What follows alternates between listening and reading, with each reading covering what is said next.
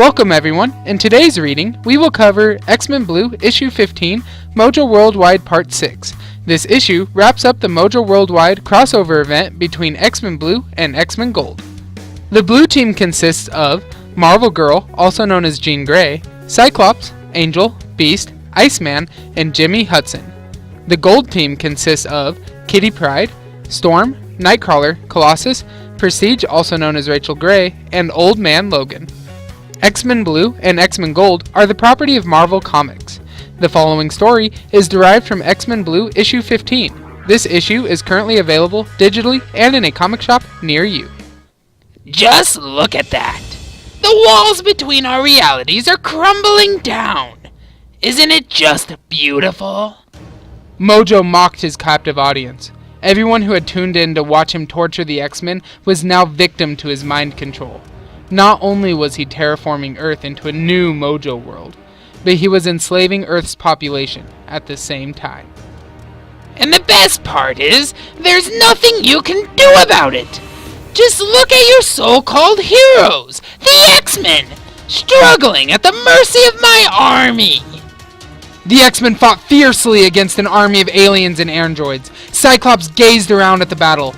Coming to a sudden realization, he called out, "If we want to stop Mojo and save everyone, we have to stop wasting time with his goons." Realizing that Cyclops was right, Kitty called out to Longshot. He knew Mojo World better than any of them. What was their way out? When Longshot didn't answer, Kitty looked around in panic. Moments later, she found him standing in front of a giant. "It's been a while, boy. Last time, it didn't go so well for you." "Oh Magog, old pal. Let's let concussions be bygones, shall we?" Realizing that Longshot was in trouble, Old Man Logan and Jimmy Hudson moved in to save him. "Jimmy, get Mr. Good Luck Charm out of here, and someone clear us a path." As Old Man Logan attacked Magog, Angel sprayed Mojo's army with fire. With the army distracted by the fire, Colossus tore a hole in the wall. This there. As she turned to accompany Longshot, Old Man Logan, Jimmy Hudson, Colossus, and Angel, Jean said a mental farewell to Cyclops, begging him to please be careful. The group charged down a long corridor. After several minutes passed, Jean asked Longshot, where were they going? "I don't know. I'm making this up as I go. I barely ever know where I'm going, but I almost always get there." As Longshot finished his less than inspiring speech, Prestige made contact with the team.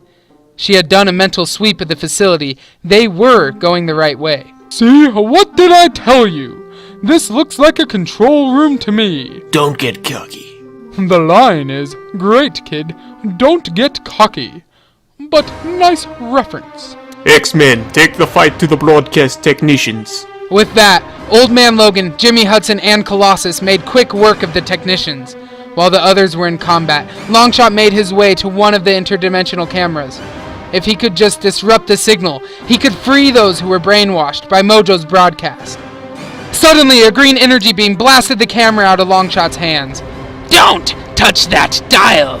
Mojo stood before the X-Men, taunting them as he proclaimed, You X-Men get more annoying by the second! Divas! The lot of you! Well, I created the diva mindset, and I'm riding a rating surge! None of you can comprehend the meteor shower of pain I'm going to rain down on you!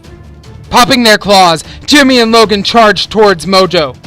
Before they could reach him, Mojo stabbed Old Man Logan with one of his robotic legs and snatched Jimmy up and began draining his life force. Ah, look! It's Baby Wolverine! You don't look much like your old man, but up close and personal, I see the resemblance! As Mojo taunted Jimmy, Storm, Bloodstorm, Iceman, Nightcrawler, Beast, and Prestige struggled against Mojo's army. The more people watching Mojo's broadcast, the more powerful Mojo and his army became. Realizing that she may be able to use the broadcast against Mojo's army, Prestige lashed out with every ounce of her power. With one great cry, Mojo's army collapsed. With his army defeated, Mojo redoubled his efforts against the X-Men. As he moved to finish off Old Man Logan, Colossus caught his metal foot. Yet, no one will die by your hands or feet, Mojo. Oh, you know you're defeated, Mojo. Ha! Me defeated? I know no such thing. I'm on the verge of my greatest rating sweep yet. I'm just getting started. Finally freeing Jimmy from Mojo's grip, Angel engulfed Mojo in flames. As Mojo held off the flames, Jean Grey attempted to reach out with her telepathy. Don't buy into your own hype, Marvel Girl. Mojo blasted Jean with a green beam of energy. Mojo jolted across the room, batting aside Colossus and Angel to lift Jean up into the air. Don't you get it? I have their attention. I'm unstoppable. As Mojo boasted about his power, Old Man Logan helped Jimmy to his feet. You ready for a rematch, kid? I'm ready. But you know we're losing, right? Yeah, but that won't stop either of us. As Logan and Jimmy prepared to launch an attack, Mojo was hit by machine gun fire. Danger! Magneto and Polaris had finally found the control room. Jean smirked and explained that she was never attempting to attack Mojo. She was reaching out to guide Magneto and Polaris. Mojo tossed Jean aside and charged towards the newcomers. Danger leapt onto Mojo's face and opened fire. I must admit, I am impressed with your simulations. If I wasn't ordered to exterminate you, I would wish to learn from your skills. Get off me! You're not even a mutant! If I have to fight the X-Men, at least let it be the real thing! Jean called out that Mojo was too strong to fight head-on. Even with their combined strength, they were no match for Mojo. But his machines were his power source. Excellent work, Marvel Girl. Let the master of magnetism handle this. It's time for some father and daughter bonding for old time's sake. Together, Magneto and Polaris released a powerful EMP blast. No, stop! You don't know what you're doing! Stop it! As the lights and all the other electrical equipment in Mojo's lair fizzled out, the spires Mojo planted to terraform Earth faded from our dimension, as Mojo's connection to reality was severed.